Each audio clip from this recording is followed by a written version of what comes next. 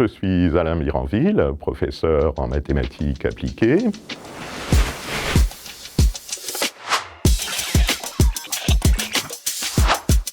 J'ai un parcours pour un mathématicien, je dirais, des plus classiques. J'ai fait, après mon baccalauréat, des classes préparatoires. À l'issue de mes classes préparatoires, comme j'étais déjà attiré par l'enseignement supérieur et la recherche, je suis entré à l'École normale supérieure de Cachan, qui est maintenant l'ENS Paris-Saclay. J'ai poursuivi en thèse et j'ai eu la chance de pouvoir faire une partie de ma thèse aux États-Unis.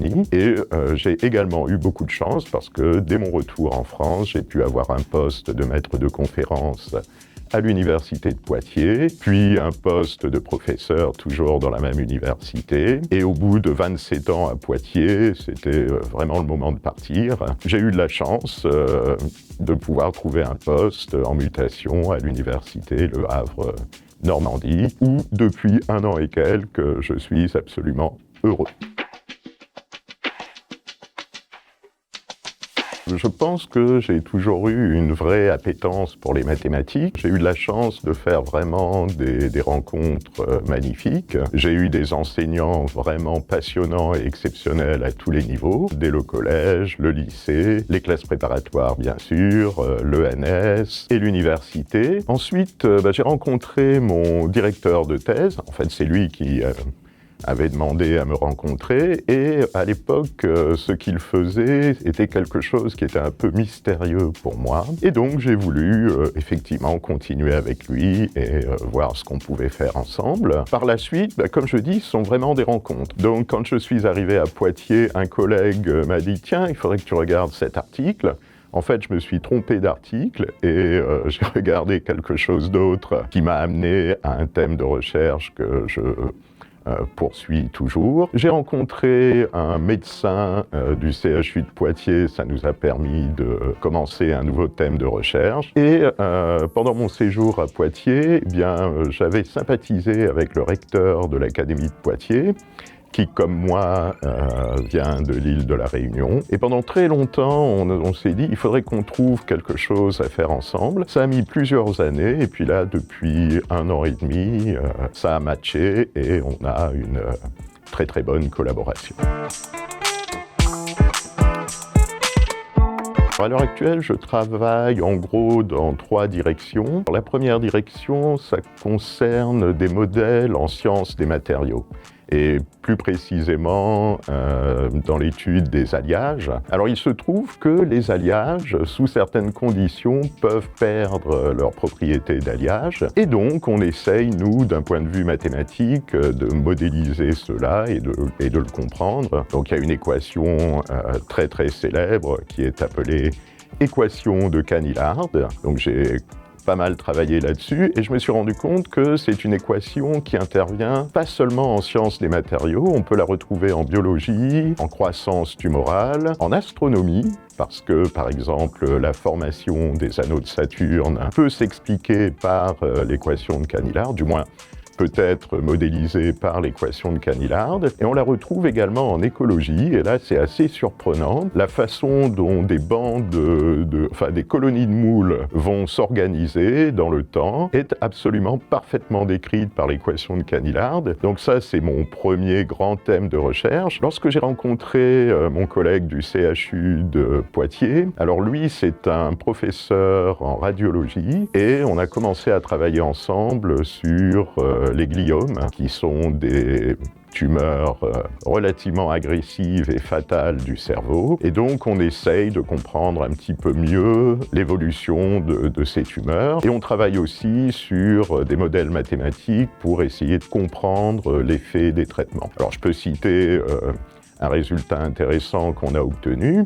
À partir de la modélisation mathématique, on s'est rendu compte qu'on pouvait diminuer les doses de chimiothérapie, et ça c'est essentiel, en faisant en parallèle des traitements dits anti-angiogénétiques. Et bon, ça permet de poursuivre un traitement sur une durée plus longue. Il faut savoir qu'une chimiothérapie, c'est quelque chose de particulièrement agressif, et dans sa vie, on ne pourra avoir qu'une certaine dose prescrite. Donc plus on pourra l'avoir longtemps, mieux ce sera pour un cancer du type gliome. Et mon troisième sujet de recherche, eh bien, ça concerne la génération de protéines. Alors ça, c'est un domaine assez vaste, assez chaud. Il y a eu un très récent prix Nobel sur le sujet. Et le problème, c'est que si on veut vraiment comprendre les propriétés des protéines, il faut vraiment les voir en 3 dimensions. On a l'habitude de le faire en dimension 2 dans le plan, et ça, c'est pas bon. Et du coup, ça fait appel à des mathématiques. On peut retrouver de la topologie, de la théorie des groupes, de l'optimisation, des équations différentielles, des équations aux dérivées partielles. Bref, c'est un domaine très très vaste. Du point de vue mathématique, on ne fait que commencer à l'explorer. Alors, on est toujours assez fier lorsque, en thèse, on a son premier résultat significatif. Je suis désolé, je vais rentrer un petit peu dans le jargon mathématique. Je travaillais sur des choses qu'on appelle attracteurs, sauf qu'on n'est pas dans l'espace, mais on est dans un espace de dimension infinie. Et il me dit, écoute, tiens, ce serait bien si tu pouvais trouver une borne inférieure de la dimension de l'attracteur. Ça, par exemple, ça veut dire que si on fait des simulations sur ordinateur, on sait combien d'inconnus on va pouvoir mettre. Alors, je dis OK, mais avant de chercher une borne inférieure, je me suis dit, je vais regarder ce que donne une borne supérieure. Bon, je fais mes calculs, je lui envoie, moi je ne pensais pas du tout que c'était quelque chose de significatif, et il me dit, arrête tout, c'est ce que tu as trouvé est nouveau, il faut absolument que tu rédiges ça. Donc oui, là, je pense qu'on a une certaine fierté, mais je pense que moi, ce que je trouve le plus passionnant, c'est d'avoir réussi par 2 fois à initier des collaborations multidisciplinaires. Donc avec des médecins, des radiologues, des spécialistes de physiologie cellulaire, etc., etc. Et là, sur les gliomes, on a toute une équipe pluridisciplinaire, donc des mathématiciens, des informaticiens, des biologistes, etc., etc. C'est le laboratoire de mathématiques appliquées du Havre. Alors c'est un relativement petit laboratoire avec un projet de recherche relativement bien défini. Donc on travaille sur les systèmes dits complexes avec des applications en sciences du vivant. Donc c'est vraiment notre gros projet de recherche. Évidemment, je m'investis aussi dans ces directions avec les collègues du laboratoire.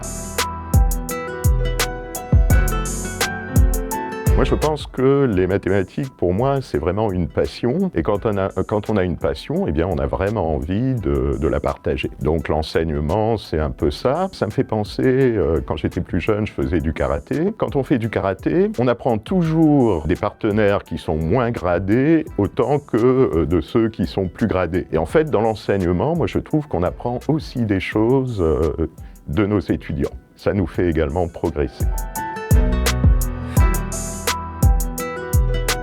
Je dirais que l'université Le Havre Normandie est épatante. C'est une petite université, vraiment à taille humaine, et moi je trouve ça vraiment très très bien, qui sur le territoire normand est entourée de 2 très grosses universités. Je suis convaincu que notre université a réussi à trouver sa place dans le schéma normand d'enseignement supérieur et de recherche, mais également au niveau national, au niveau international, et ça c'est vraiment quelque chose que je trouve fabuleux. Sa petite taille nous permet d'avoir des relations privilégiées avec les personnels à absolument tous les niveaux, avec un retour très rapide. En fait, on se croise régulièrement. Et ça permet aussi, je pense, d'avoir de très bonnes relations avec nos étudiants.